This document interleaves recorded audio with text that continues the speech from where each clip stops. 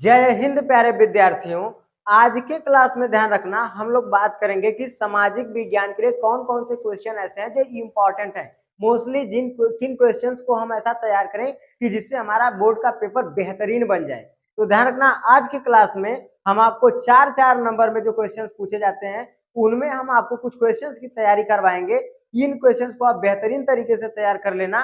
Fix है कि ये क्वेश्चन आपके बोर्ड पेपर में आएंगे और आप जितने भी 4 नंबर के क्वेश्चन आते हैं उन सभी क्वेश्चंस को आप बेसिकली बहुत बेहतरीन तरीके से सॉल्व करके आओगे। तो शुरू करते हैं हम लोग आज के क्लास को।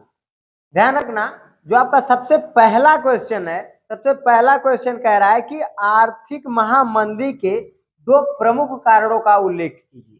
तो सबसे पहला क्वेश्चन है हमारा, कह रहा है कि आर्थिक महामंदी के 2 प्रमुख कारणों का क्या कीजिए, उल्लेख कीजिए। तो ध्यान रखना, जो आर्थिक महामंदी थी, आर्थिक महामंदी के जो 2 प्रमुख कारण थे, इनमें सबसे पहला कारण ये था, ध्यान रखना, जो सबसे पहला क्वेश्चन है, सबसे पहला क्वेश्चन है कि आर्थिक महामंदी के 2 प्रमुख कारणों का उल्लेख कीजिए। अब ध्यान रखना, आर्थिक महामंदी क्या थी? ये एक ऐसी महामंदी थी जो पूरे विश्व के ऊपर छाई थी। पूरे विश्व की अर्थव्यवस्था इस समय ढह गई थी। ना तो भारत बचा था, ना अमेरिका बचा था, ना जापान बचा था, ना रूस बचा था, ना चाइना, ना फ्रांस, कोई देश नहीं बचा था। हर देश की व्यवस्था ढह गई थी। ध्यान रखना, पूरे विश्व की अर्थव्यवस्था ढहने के पीछे 2 ही सबसे मुख्य कारण थे। पहला कारण ये था कि हर देश कृषि बहुत भारी मात्रा में करता था, जिसके वजह से वो अपने फसलों को बेच करके मुनाफा कमाता था। लेकिन इस समय क्या हुआ कि फसलें हर देशों के द्वारा इतना ना ज्यादा कृषि कर दी गई कि हर देश में अनाज इफरात हो गया। अब हर देश के पास अनाज इफरात हो जाएगा तो फसलें बिकवे नहीं करेंगी। तो जिस वजह से अगर फसल बिकेगी नहीं तो कमाई कहाँ से होगी भाई? तो फसल नहीं बिकेगी तो कमाई नहीं होगी। अब भैया फसल ना बिके, कमाई ना हो तो दिक्कत तो होबे करेगी। तो इसी वजह से ध्यान रखना, जब भारी मात्रा में अनाजों का उत्पादन कर दिया गया तो पूरे विश्व की अर्थव्यवस्था क्या हो गई, ढह गई। तो ध्यान रखना, आर्थिक महामंदी के जो 2 प्रमुख कारण थे वो यही है। पहला, कृषि फसलों का अत्यधिक मात्रा में उत्पादन कर हो जाना, जिस वजह से फसलों के रेट में गिरावट आ गई। दूसरा कारण ये था कि अमेरिका के शेयर बाजार में गिरावट आना, जिसके वजह से निवेश और ऋण व्यवस्था ठप। अब ध्यान रखना, जो हमारा दूसरा क्वेश्चन है वो है राजनीतिक दलों से आप क्या समझते हैं, इनके किन्हीं 2 प्रमुख कार्यों का उल्लेख कीजिए। तो ध्यान रखना, जो राजनीतिक दल है, राजनीतिक कहा गया है कि राजनीतिक दलों से आप क्या समझते हैं, इनके किन्हीं 2 प्रमुख कार्यों का उल्लेख कीजिए। तो राजनीतिक दल, ध्यान रखना, क्या होते हैं? ऐसे कुछ लोगों का समूह, जो ध्यान रखना, कुछ लोगों के ऐसे समूह होते हैं, जैसे चुनाव का माहौल है तो आप गांव में देखेंगे कई लोग ऐसे बटुर के जाते हैं जो लोग बीटीसी और प्रधानी का चुनाव लड़ते हैं, या जो है अभी 2027 में आप देखेंगे चुनाव आएगा तब भी लोग आते हैं, घूम घूम के प्रचार करते हैं। तो ऐसे लोगों का, कुछ ऐसे लोगों का वो समूह जो क्या करते हैं, चुनाव लड़ने का काम करते हैं और राजनीतिक प्रक्रिया में भाग लेते हैं, उन्हें हम कहते हैं राजनीतिक दल। ध्यान रखना फिर से, कुछ ऐसे लोगों का समूह जो चुनाव लड़ने का काम करते हैं और सरकार में अपनी सत्ता स्थापित करने का प्रयास करते हैं, उनके दलों को हम कहते हैं राजनीतिक दल। राजनीतिक दल समझ में आ गया। अब राजनीतिक दलों के जो 2 प्रमुख कार्य हैं वो ध्यान रखना निम्नलिखित है। पहला कार्य इसका ध्यान रखना क्या होगा?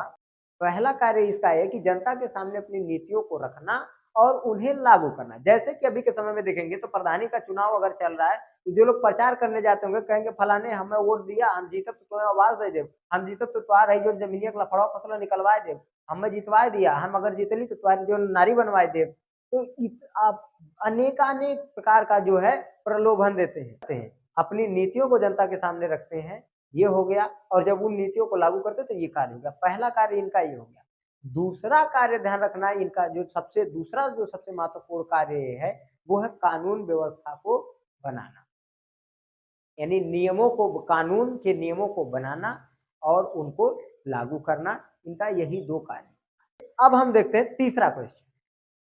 अगला क्वेश्चन हमारा है, लोकतंत्र की किन्हीं 2 प्रमुख चुनौतियों का वर्णन कीजिए।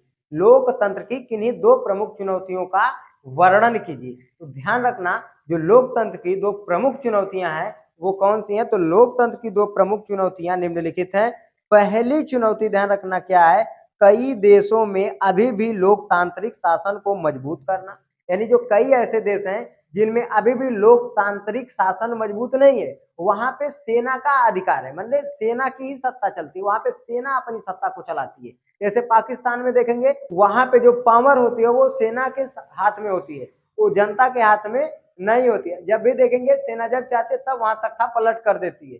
तो इस हिसाब से ध्यान रखना, कई ऐसे लोकतांत्रिक देश हैं जहाँ पे भी लोकतांत्रिक व्यवस्था को मजबूत करने का प्रयास किया जा रहा है और सैन्य शासन की व्यवस्था को मिटाने का प्रयास चल रहा है। ठीक, ये पहली चुनौती है लोकतांत्रिक व्यवस्था की। दूसरी चुनौती ध्यान रखना लोकतांत्रिक व्यवस्था की क्या है। दूसरी चुनौती ये है कि लोकतंत्र के बुनियादी सिद्धांतों को सभी क्षेत्र, सामाजिक समूह और समस्याओं में पहचानना। ठीक, यानी जो लोकतंत्र के बुनियादी सिद्धांत हैं उनको सभी क्षेत्रों और सामाजिक समूहों की समस्याओं में पहचान दिलाना। समझ में आ गया। ये इसके दो कारण हैं। तो आशा करते हैं कि आज की क्लास में जितने भी क्वेश्चन आपको समझाए होंगे आपको अच्छे से समझ में आए होंगे। इन क्वेश्चन को जितना अच्छे से हो सके आप उतना अच्छे से तैयार कर लीजिएगा, क्योंकि ये क्वेश्चन आपके बोर्ड पेपर के लिए काफी ज्यादा इंपॉर्टेंट है और मोस्ट इंपॉर्टेंट है। तो प्रयास कीजिएगा जितने अच्छे से इन क्वेश्चन को आप तैयार कर पाइएगा उतने अच्छे से तैयार कर लीजिएगा। कल के क्लास में हम आप लोगों को 6 नंबर के क्वेश्चन को प्रोवाइड करवा देंगे और ध्यान रखना इन सभी क्वेश्चन को अगर आप सही से तैयार कर लेते हैं तो आपका बहुत ही अच्छा हो जाएगा, क्योंकि एक एक क्वेश्चन आपका बहुत बेहतरीन और बहुत इंपॉर्टेंट है। तो मिलेंगे नेक्स्ट क्लास में। जय हिंद।